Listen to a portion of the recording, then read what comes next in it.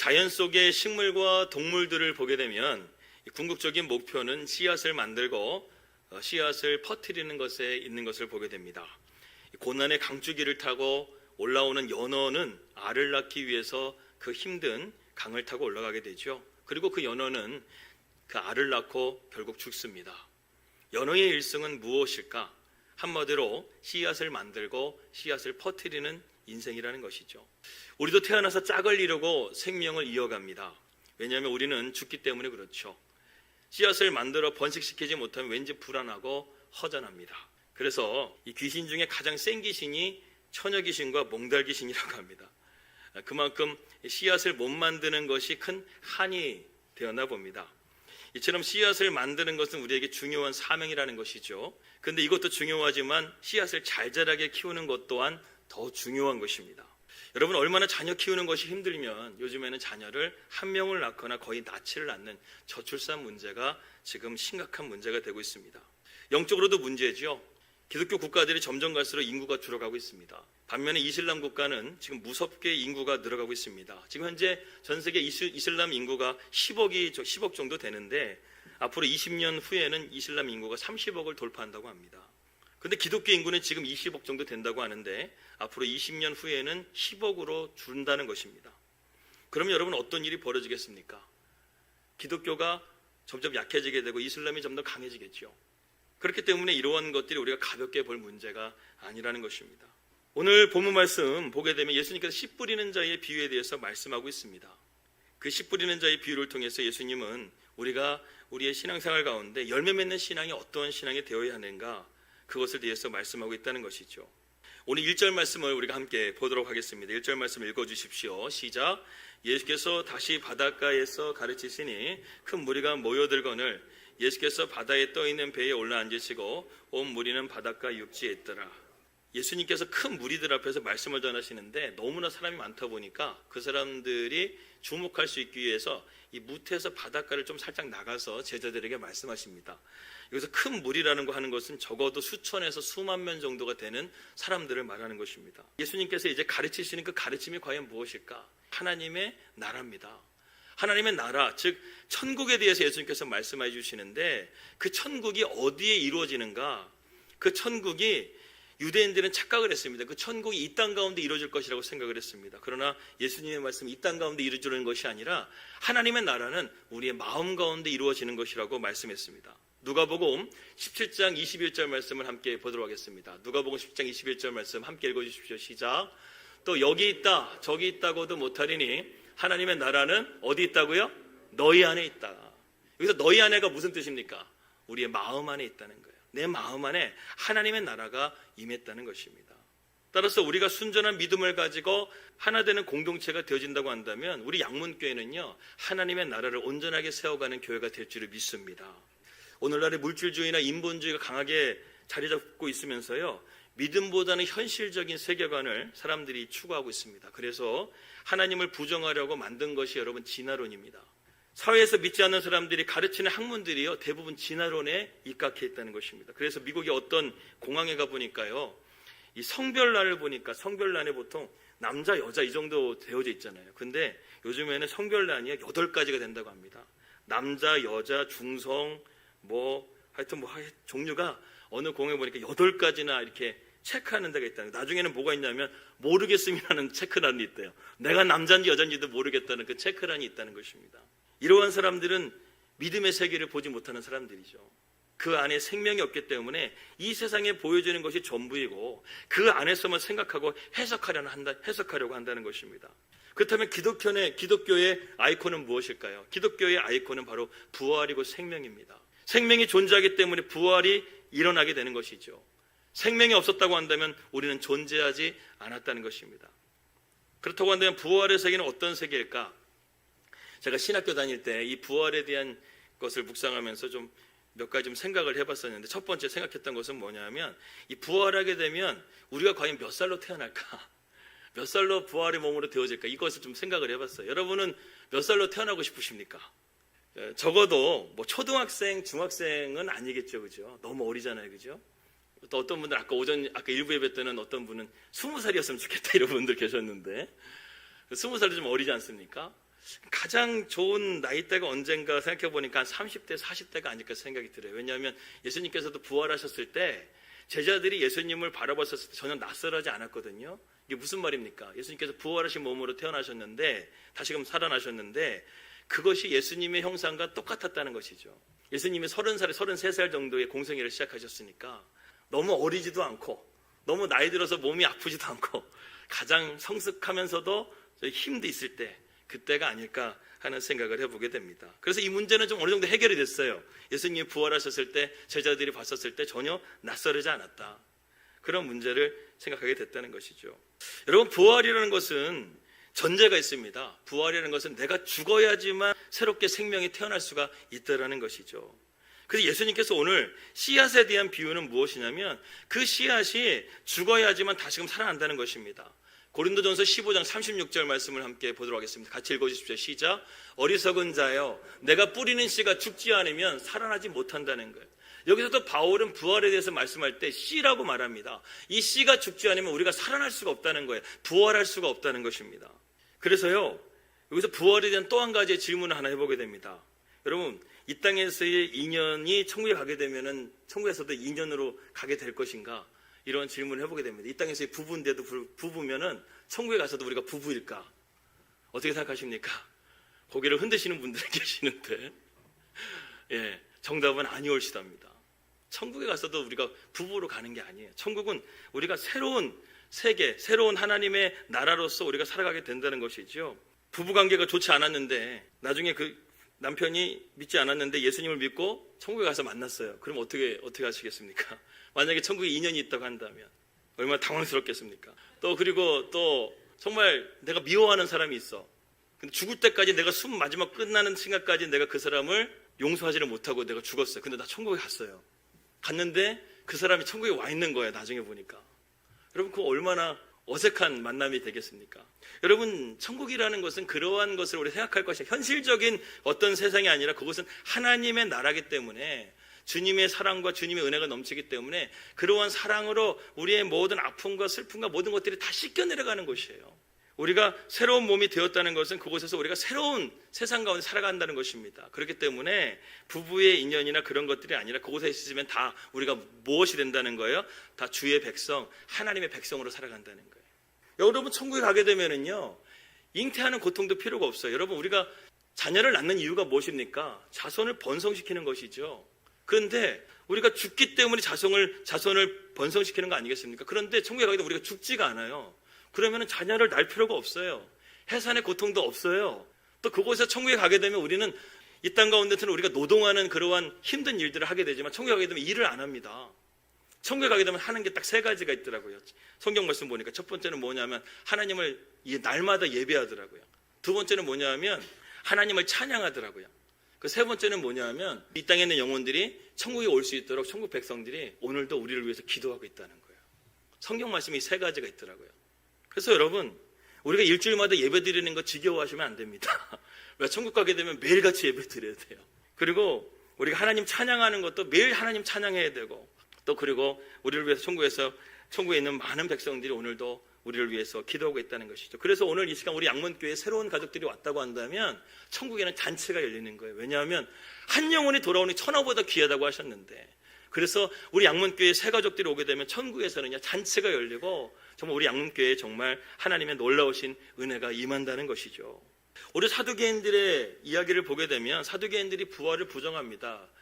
이 사두개인들이요, 무엇을 가지고 예수님께 질문을 했냐면 부활을 계대 혼인법을 가지고 질문한 것이죠. 이 계대 혼인법이 뭐냐 하면 형이 자녀가 없이 죽게 되면 이스라엘 백성들은요, 그 동생이 형수와 동침을 해가지고 아이를 낳아서 그 형의 가문을 잇게 해주는 것입니다. 이게 계대 혼인법인데 이 사두개인들이 이것을 이렇게 말씀하고 있는 거예요. 7 형제가 있었는데 형이 죽고 형수를 취했는데 그 동생이 죽었어요. 그래서 7 형제가 다 죽고 나중에는 그 형수도 나중에 죽었습니다. 천국에 가게 되면 이 아내가 누구의 아내가 되냐 이거예요. 이 문제를 가지고 얘기하는 것입니다. 여러분, 복잡하죠. 정말 이 사두개인들은요, 내세가 있다고 한다면 이런 율법에 상충되는 일들이 많이 벌어지게 될 텐데, 원수를 만나게 되고 또 이렇게 복잡한 문제가 발생하게 될 텐데 부활이 있는 게 맞냐 이거예요. 부활이 그러니까 없다는 거예요. 그들은 자기의 지성과 성경으로 성경을 해석하려고 했다는 것입니다. 오늘날의 자유주의 신학자들이 이런 사람들이에요. 성경을 자기 멋대로 해석하고 성경을 진리로 받아들이지 않는 것입니다. 그래서 성경에 위배되는 차별금지법 같은 동성애법 같은 그런 것들도 당연히 반대해야 되는데 찬성하는 목회자들이나 교수들이 있다니까요. 사두개인들은 성경에서 영적인 영역을 아예 제외시켜버리고 있습니다. 오늘날에도요, 이런 성령의 은사를 부정하는 사람들이 있어요. 그래서 여러분, 고용수 목사님이 그 강연중간 침례교회 다니시다가 처음으로 부임했던 그 교회가 독립교회 다녔는데 성령의 은사를 부정하는 교회였잖아요. 방언을 부정합니다. 은사를 부정합니다.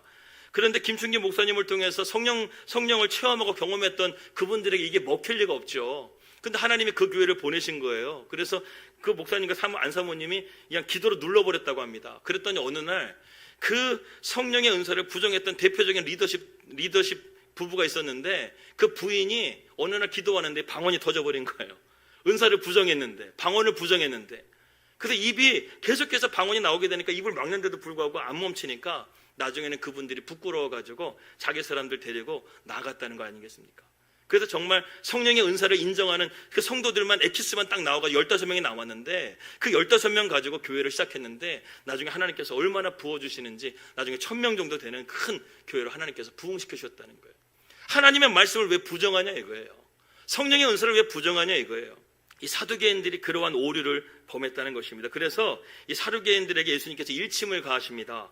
마태복음 22장 29절과 30절 말씀을 우리가 함께 읽겠습니다. 시작. 예수께서 대답하여 이르시되 너희가 성경도 하나님의 능력도 알지 못하는 거로 오해하였도다. 부활 때에는 장가도 아니가고 시집도 아니가고 하늘에 있는 천사들과 같으니라. 제가 말씀한 게 맞았지요. 인연으로 올라가는 게 아니라는 거예요. 하나님의 주의 백성으로만 우리가 그곳에서 살아가는 것입니다. 하나님께서는요, 하나님의 나라 천국에 대해서 우리가 잘 모르지만 보이진 않지만 우리에게 이 성경 말씀을 주셨어요.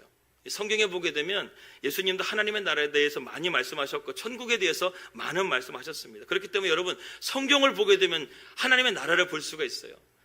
천국을 볼 수 있어요.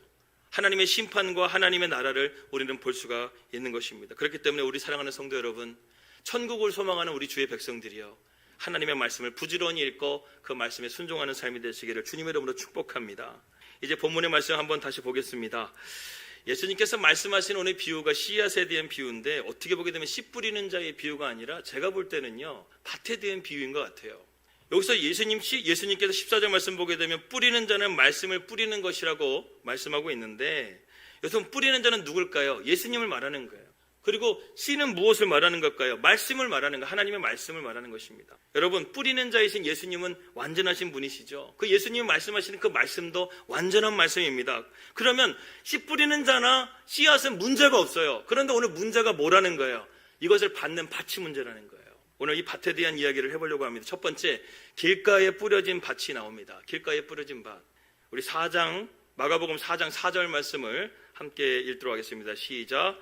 뿌릴새 더러는 길가에 떨어짐에 새들이 와서 먹어버렸고. 여기 보게 되면 길가에라는 말은 원어에 보게 되면 길 위에라는 단어로 이렇게 되어져 있습니다.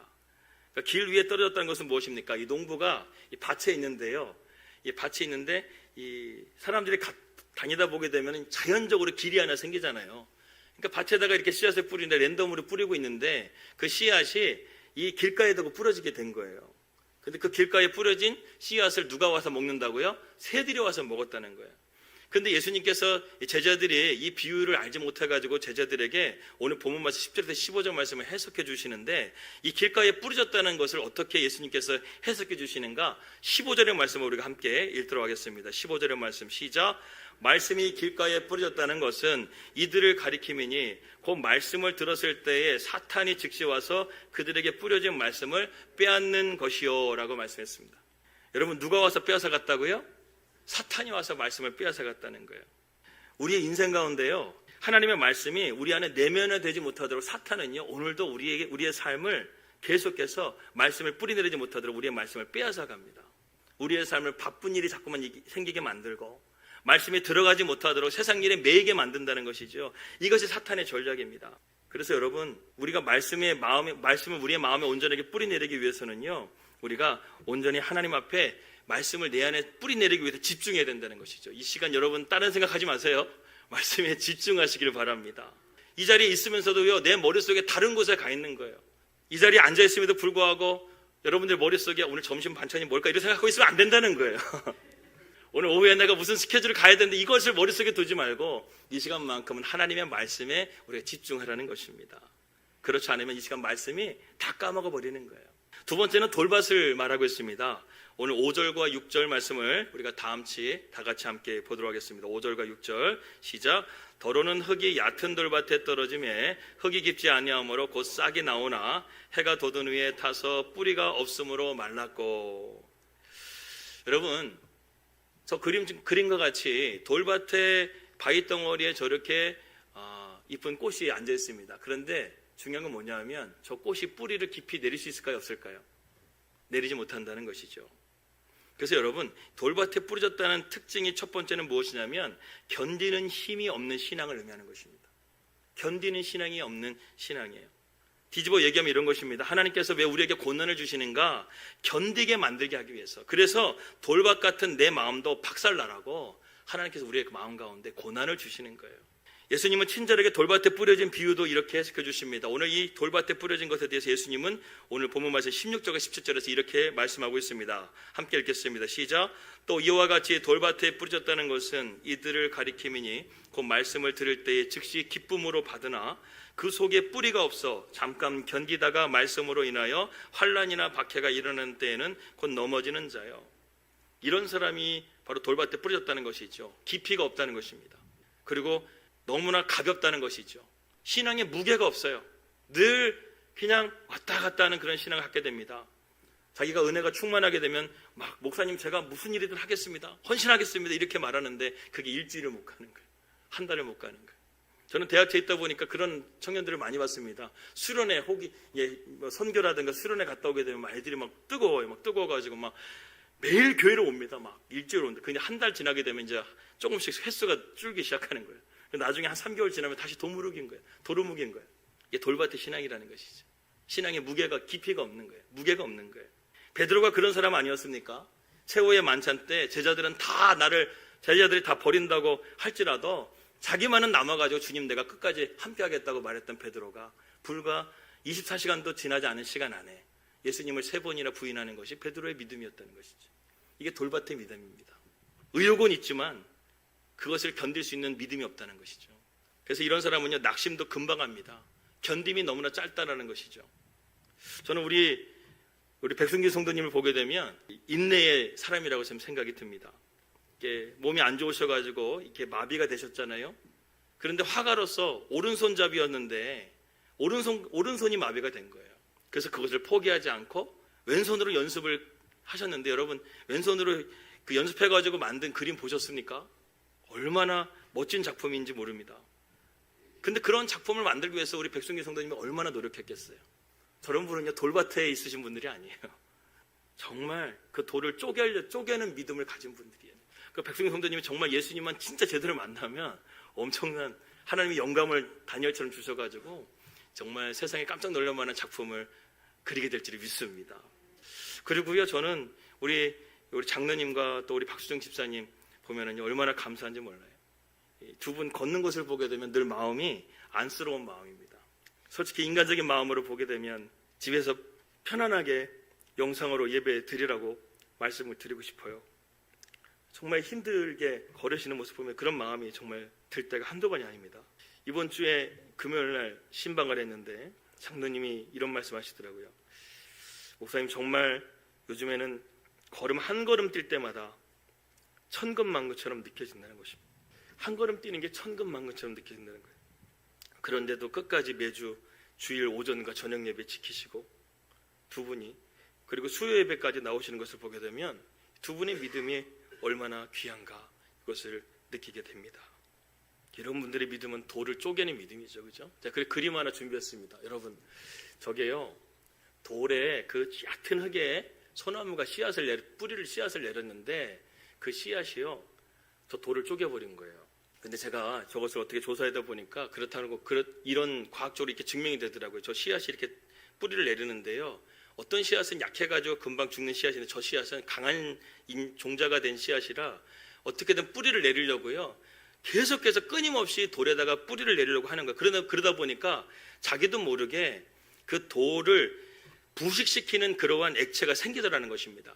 그래서 그 돌을 조금씩 그 액체가 나와가지고 돌을 깨뜨려서 결국에는 저 돌을 저렇게 쪼개는 그러한 나무가 되었다는 거예요. 여러분, 저것을 위해서 얼마나 많은 인내와 견딤의 시간이 필요하겠습니까? 우리 양문의 성도들은요, 저 돌밭에 부러진다 할지라도 저 돌을 쪼갤 수 있는 믿음이 될 수 있기를 주님 축복합니다. 적어도 우리 양문교회 성도들은요, 제가 볼 때는 돌밭은 별로 없는 것 같아요. 할렐루야. 예, 그래도 몇 명은 조금 있는 것 같기도 한데 근데 하여튼 중풍병자의 친구처럼 기도하면 그런 분들도 돌밭에서 벗어나게 될 줄을 믿습니다. 특별히 우리 자녀들의 믿음을 위해서 여러분 기도해 주십시오. 우리 자녀들이 아직까지는 돌밭이에요. 뿌리를 깊게 신앙을 못 내립니다. 예수님 만나야지 깊게 뿌리를 내리거든요. 그래서 우리 중고등부라든가 교회학교라든가 우리 청년부를 위해서 여러분 기도해 주세요. 그래서 이 돌밭을 벗어나서 좋은 밭으로 내서 뿌리를 내서 이 청년들이나 우리 다음 세대들이 뿌리를 잘 내려 우리 양문교회가 계속해서 그리스도의 생명력을 전수해 가지 않겠습니까? 그래서 우리 교회학교와 중고등부와 또 그리고 우리 청년부를 위해서 기도해 주시고 또 우리 봉사자들도 좀 필요합니다. 그래서 교회학교와 중고등부와 또 우리 청년부를 위해서 봉사하실 우리 분들도 또 이렇게 자원해 주시면 우리 다음 세대를 위해서 잘 준비될 줄 믿습니다. 여러분들의 신앙과 여러분들의 믿음을 전수해 주는 것이죠. 나도 인생 가운데 참 어렵고 힘든 시간들이 있었는데 그런 시간들 하나님 붙들고 나도 견디면서 이렇게 이 시간까지 오게 됐다. 그래서 여러분 제일 좋은 것은요, 우리 장로님이나 우리 집사님들이 주일학교 교사하신 게 제일 좋아요. 왜냐하면 인생의 모든 걸 다 하셨잖아요. 그럼 그 자녀들에게 진짜 믿음을 전수해 주는 거예요. 내가 만났던 예수님을 전해주는 거예요. 우리 집사님들이 내가 만났던 예수님을 전해주는 거예요. 그러면 돌밭이 쪼개지는 역사가 나타나는 것입니다. 그리고 세 번째는요, 가시떨기 밭이 있습니다. 가시떨기에 뿌려진 씨앗이 있습니다. 오늘 7절의 말씀을 우리가 다 같이 한번 읽겠습니다. 시작. 더러는 가시떨기에 떨어짐에 가시가 자라 기운을 막음으로 결실하지 못하였고. 여기 보게 되면요, 땅은 좋습니다. 그런데 뭐가 문제냐면 가시떨기도 같이 자란다는 것이죠. 가시떨기가 어떻게 합니까? 기운을 막아버려요. 그래서 씨가 질식되어 버려서 열매를 못 맺는다고 예수님은 말씀하고 있습니다. 이것을 또한 제자들이 물었습니다. 예수님, 이건 또 무슨 뜻입니까? 그러니까 예수님이 이렇게 말씀하십니다. 18절과 19절의 말씀을 우리가 다 같이 읽겠습니다. 시작. 또 어떤 이는 가시떨기에 뿌려진 자니 이들은 말씀을 듣기는 하되 세상의 염려와 재물의 유혹과 기타 욕심이 들어와 말씀을 막아 결실하지 못하는 되는 자요. 예수님은 여기서요, 우리가 하나님의 말씀에 열매를 맺지 못하게 하는 질식시키는 도구가 3개가 있다고 오늘 성경에서 말씀하고 있습니다. 첫 번째가 세상의 염려, 두 번째가 재물의 유혹, 그리고 세 번째가 욕심입니다. 여러분, 이것을 우리가 잘 파악해서 이것을 없애버리면 우리는 좋은 열매를 맺을 수가 있다는 것이죠. 여러분, 폐가 안 좋은 사람은요, 숨을 잘 쉬어야 합니다. 그래서 미세먼지가 있는 곳을 피해야 되고 담배나 공해가 있는 곳을 피해야 됩니다. 피하지 않으면 치명적일 수가 있다는 것이죠. 천식이 있는 사람도 마찬가지입니다. 조심해야 된다는 것입니다. 그런데 우리의 영혼도 호흡이 필요하다는 것이죠. 영적인 폐가 좋아지려면 이런 질식하는 것들을 우리가 없애야 된다는 거예요. 예수님이 오늘 질식하는 것들이 뭐라고 말씀하고 있어요? 세상의 염려, 재물의 유혹, 기타 욕심들이 있다는 것이죠. 첫 번째, 세상의 염려는 무엇일까요? 여러분, 염려의 정의는 이것입니다.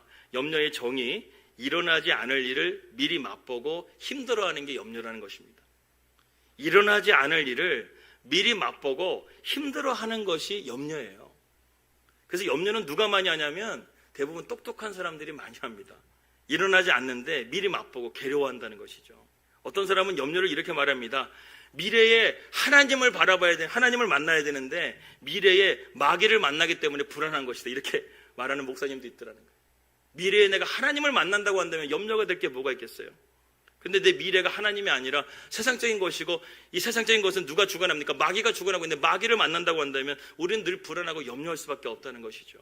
그래서 여러분, 마태복음 6장 30절에 32절 말씀 보게 되면 이렇게 되어져 있습니다. 염려하지 말라고 말씀하시면 예수님이 이렇게 말씀하십니다. 함께 우리 읽도록 하겠습니다. 시작.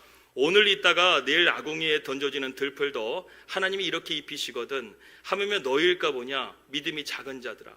그러므로 염려하여 이르기를 무엇을 먹을까, 무엇을 마실까, 무엇을 입을까 하지 말라. 이는 다 이방인들이 구하는 것이라. 너희 하늘아버지께서 이 모든 것이 너희에게 있어야 할 줄을 아시느니라. 여기서 예수님께서 말씀하시는 것이 무엇입니까? 염려하지 말라는 거예요. 염려하는 것은 곧 뭐라고 말씀하십니까? 30절 말씀 한번 볼까요? 30절 말씀. 너희 믿음이 적은 자라는 거예요. 염려하는 것은요, 믿음이 작다라는 거예요. 즉 불신앙을 말하는 것입니다. 하나님께서 우리의 삶 가운데 모든 것이 있어야 될 줄을 알고 다 채워주시는데 왜 염려하냐 이거예요. 너희가 그것을 염려한다고 한다면 너희들의 믿음이 작은 거라는 거예요. 불신앙이라는 것입니다. 여러분, 우리는 미래에 하나님을 만날 것을 믿으시기 바랍니다. 그래서 먼저 그의 나라와 그의 일을 구하는 삶이 되어지게 되면 이 모든 것을 우리에게 더해 주시겠다고 그 다음 절은 말씀하고 있다는 것이죠. 그렇기 때문에 세상적인 염려를 우리가 하나님의 말씀으로 이겨내실 수 있기를 주님의 이름으로 축복합니다. 두 번째는 재물의 유혹이 있습니다. 성경에서 재물은 그냥 말하지 않고요, 재물을 뭐라고 말하냐면 맘몬이라고 말하면 다 같이 따라해요. 맘몬. 여러분, 물질은요 그냥 단순하게 물질이 아니에요. 물질은 신입니다. 맘몬이라는 신이에요. 이 맘몬이라는 신의 특징이 있습니다. 물질의 특징이 있습니다. 뭐냐 하면 이인자가 되기를 싫어하는 거예요. 여러분, 오늘날 세상 사람들은 뭐라고 말하고 돈이 최고라고 말하죠. 이게 뭐냐, 맘몬이라는 거예요. 맘몬. 맘몬은 물질이 최고라는 거예요. 하나님이 최고가 아니라 물질이 최고라고 하면서 자기가 1인자가 되고 싶어하는 거예요. 사탄이 무엇입니까? 사탄이 하나님처럼 되려고 해서 결국 사탄이 된 거잖아요. 그것과 마찬가지로 이 맘몬도 마찬가지입니다. 물질도 마찬가지입니다. 2인자가 되려고 하잖아요. 내 삶 가운데 물질이 주인 되려고 합니다. 2등을 용납하지 않아요. 오늘날 세상도 마찬가지죠. 이 경쟁사회 가운데서 여러분 2등을 취급하지 않아요. 1등만 바라보는 세상입니다. 이게 뭐예요? 이게 맘몬의 세상이라는 거예요. 그런데 여러분, 이 맘몬에 지지 않을 만큼 하나님도요 우리의 삶에 1인자가 되기를 원하십니다. 십계명의 1계명부터 제3계명을 보세요. 하나님은 우리의 삶에 다른 신을 두지 말라는 거예요. 우상을 만들지 말라는 거예요. 내 이름을 망령되이 일컫지 말라는 거예요. 이게 무슨 말입니까? 하나님이 나의 삶 가운데 우선이 되기를 원하신다는 거예요. 1인자가 되기를 원하신다는 거예요. 그러니까 여러분, 우리가 신앙생활을 하면서 세상 가운데 세상도 붙잡아야 될 것 같고 하나님도 붙잡아야 될 것 같고 이 두 가지를 갖다 보게 되면 어떻게 되는 겁니까? 두 주인을 섬기게 되면 결국에는 아무것도 얻을 줄을 생각하지 말라고 성경은 말씀하고 있다는 거예요. 결혼도 마찬가지입니다. 조강지처가 제일 좋은 거죠. 한 명이 부인이 제일 좋지 않습니까? 야곱을 보십시오. 부인이 4명입니다. 레아가 아기를 낳자 라헬이 시기와 질투로 날마다 야곱을 괴롭힙니다. 그러다가 자기가 아기를 못 낳으니까 나중에 그의 시녀 비라를 집어넣어서 아기를 낳게 하죠. 또 그리고 나중에는 또 레아가 자기의 시녀 실바를 또 보내서 또 아기를 낳게 합니다. 나중에는 라헬이 그래도 아기를 못 가지니까 계속해서 닥달하니까 나중에 야곱이 뭐라고 말하냐면 내가 어떻게 하나님을 대신하느냐. 그러면서 야곱이 정말 질식할 것 같은 그런 집안에 살고 있는 모습을 우리가 보게 되지 않습니까? 우리의 마음이 분산되어 있게 되면요, 우리는 질식하게 되는 거예요. 세상적인 염려와 걱정들, 이러한 재물의 욕심들, 그런 것들이요 우리의 마음을 질식하게 만든다는 것이죠. 아브라함도 사라와 결혼해가지고 쭉 하면 얼마나 좋은데 나중에 보니까 하갈을 첩으로 둬가지고 얼마나 난처한 상황을 처하게 됩니까? 여러분, 우리의 신앙은요 심플 라이프가 되어야 돼요. 하나님 제일주의가 되기를 축복합니다. 세상을 주인으로 섬기지 마시고 맘몬을 주인으로 섬기지 마시고 하나님 제일주의로 나갈 수 있기를 주님의 이름으로 축복합니다. 재물신을 물리치고 주님을 따랐던 제자가 있습니다. 세리 마태입니다. 마태는 부자였어요. 돈을 벌 수 있는 기회가 많았습니다. 그러나 주님께서 자기를 따르라고 했었을 때 그 모든 재산을 가난한 사람들에게 나눠주고 주님을 따랐어요. 그런데 이 물질을 이기지 못했던 한 청년이 있습니다. 성경에 나오는 부자 청년이 있습니다. 이 청년은 말씀도 잘 지키고 순종하고 재산도 많았어요. 그런데 예수님이 가만히 보니까 이 청년의 마음 가운데 누가 주인이에요? 물질이 주인인 거예요.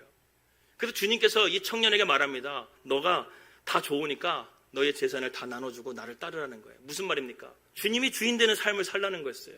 그런데 이 부자 청년이 어떻게 합니까? 결국 주님을 따르지 못하고 돌아서 버리게 되죠. 마가복음 10장 22절 말씀 보겠습니다. 마가복음 10장 22절 말씀. 그 말씀을 보게 되면 이렇게 그 부자 청년을 이렇게 말합니다. 시작. 그 사람은 재물이 많은 거로 이 말씀으로 인하여 슬픈 기색을 띠고 근심하며 가니라. 뭐예요? 물질의 신에 사로잡혀가지고 주님을 따르지 못하는 거예요. 이게 오늘날에 믿는 사람에게도 이런 것이 얼마나 많은지 몰라요. 물질의 신에 사로잡혀가지고 하나님을 온전하게 따르지 못하고 세상의 것도 붙들어야 될 것 같고 하나님의 것도 붙들어야 될 것 같고 이 양다리 하다가 결국에는 아무것도 이루지 못하는 삶을 산다는 것이죠. 만약에 재물신을 내려놓고 이 부자 청년이 예수님을 따랐다고 한다면 얼마나 좋았을까요? 그런 안타까운 마음이 듭니다. 여러분, 물질이 나쁘다는 것이 아닙니다. 저는 우리 성도들이 복을 받고 부유해지길 원합니다. 여러분, 우리 기독교에요, 이 물질에 대한 사상이 두 가지가 있어요. 첫 번째는 청빈 사상과 청부 사상이 있어요.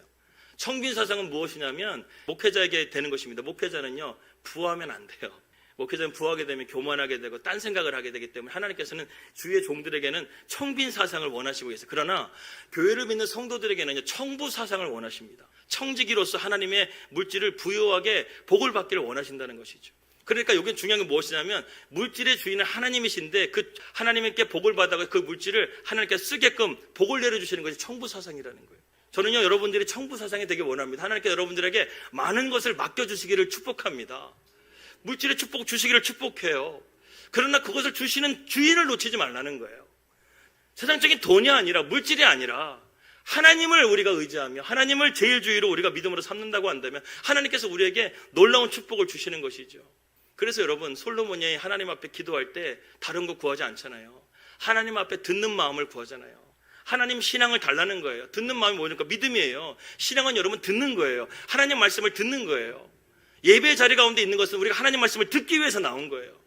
솔로몬이 그거 하나만 구했더니 하나님께서 부귀와 영광을 다 주셨잖아요.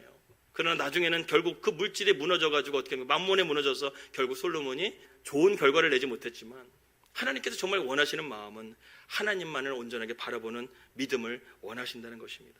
우리의 삶 가운데 이러한 말씀이 온전하게 뿌리 내려져서 하나님 한 분만을 바라볼 수 있는 그런 믿음이 되기를 주님의 이름으로 축복합니다. 세 번째로는요, 기타 욕심이 있습니다. 그러니까 우리가 보통 이렇게 비전과 욕심을 헷갈릴 때가 있다라는 것이죠. 그래서 내가 열심히 내 인생의 목표를 향해서 열심히 달려가는 거, 거룩한 그 어떤 야망을 가지고 달려가는 거, 분명 그것은 잘못된 게 아니에요. 열심히 공부하고 열심히 또 일을 해가지고 내 목표치를 완성하는 거, 그것은 잘못된 것이 아닙니다. 그런데 이 욕심의 기준이 있어요. 무엇이냐면 과도하게 주어도 감사가 없다면 그것은 욕심이라는 거예요. 하나님께서 내 삶 가운데 축복해 주셨어요. 하나님께서 내 삶 가운데 공급해 주셨어요. 그런데 그것을 감사하지 못한다고 한다면 그것은 내 마음 가운데 욕심이 있다는 거예요. 그래서 여러분, 유명한 예화 아닙니까? 록펠러가 세계 최고의 부자인데 그 록펠러가 마지막 죽을 때 숨이 헐떡헐떡 넘어갈 때 한 기자가 와가지고 록펠러에게 물었다고 합니다.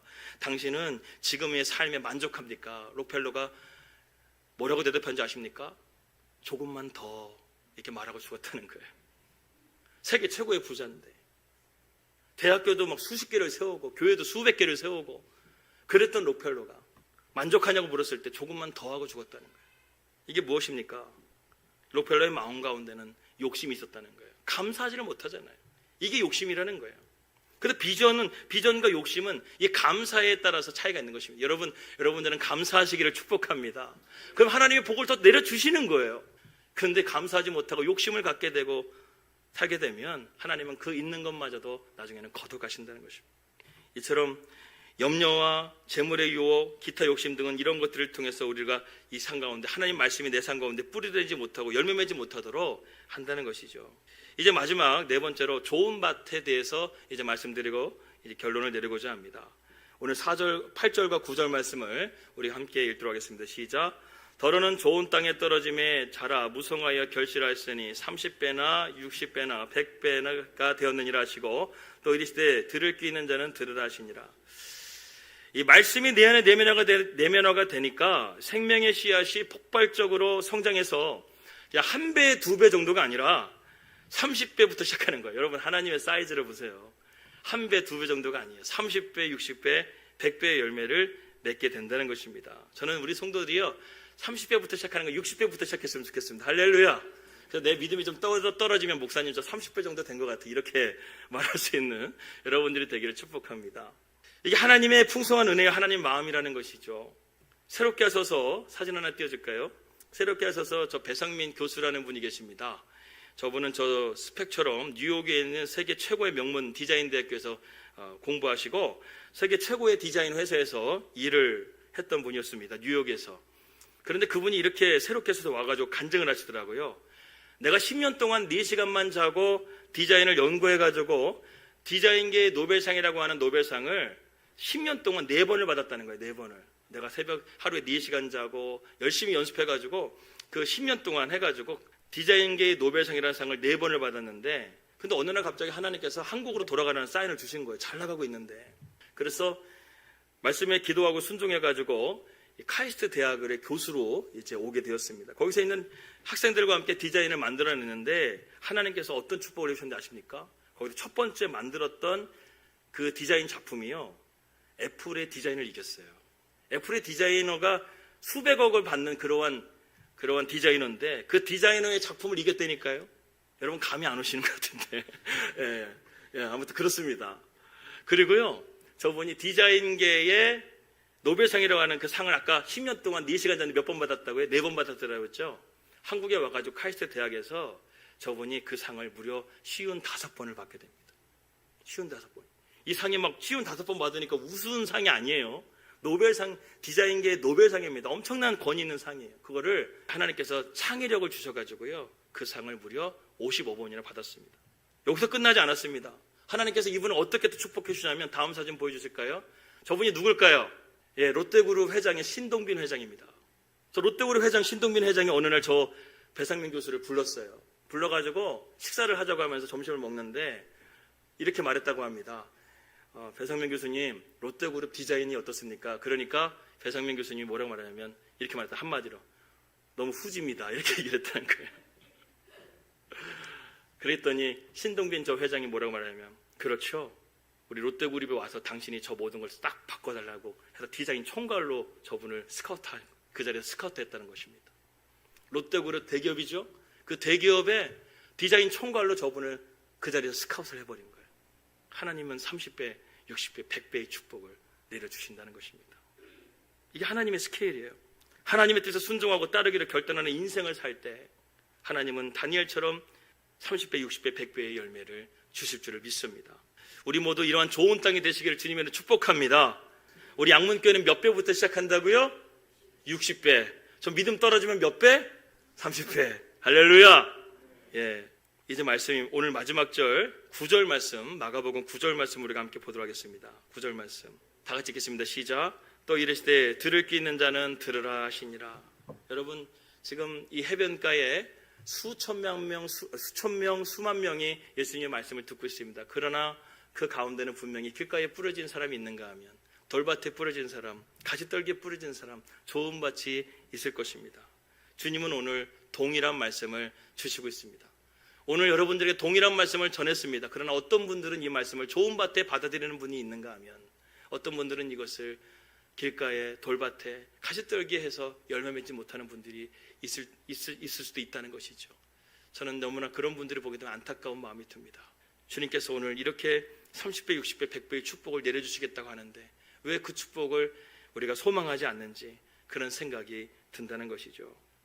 결국 우리 안에 무엇을 두게 되면 이러한 열매를 맺는다는 것이죠. 하나님의 말씀을 우리가 잘 듣고 그 말씀이 내 안에 내면화가 되어지게 될 때, 그 말씀을 내 안에 뿌리가 내려지게 될 때 우리는 이러한 열매를 맺게 되는 줄을 믿습니다. 이러한 축복을 우리가 세상에 보여주는 것이 여러분 전도지 100만 장을 뿌리는 것보다 훨씬 더 효과가 있습니다. 내가 정말 하나님의 이러한 축복을 받아서 세상 사람들에게 보여주는 것이죠. 그것이 가장 큰 전도요 선교가 되는 것입니다. 주눅들지 말고 우리가 하나님의 말씀대로 살고 복을 받아서 우리 이웃에게 이렇게 말하는 거예요. 봤지? 다시 따라해보세요. 봤지? 우리 하나님 이런 분이야. 너무 확신이 없네요. 다시 한번. 봤지? 우리 하나님 이런 분이야. 이런 고백을 할 수 있기를 주님의 이름으로 축복합니다. 여러분, 사탄에게 마음을 빼앗기지 말길 바랍니다. 끝까지 견디시길 바랍니다.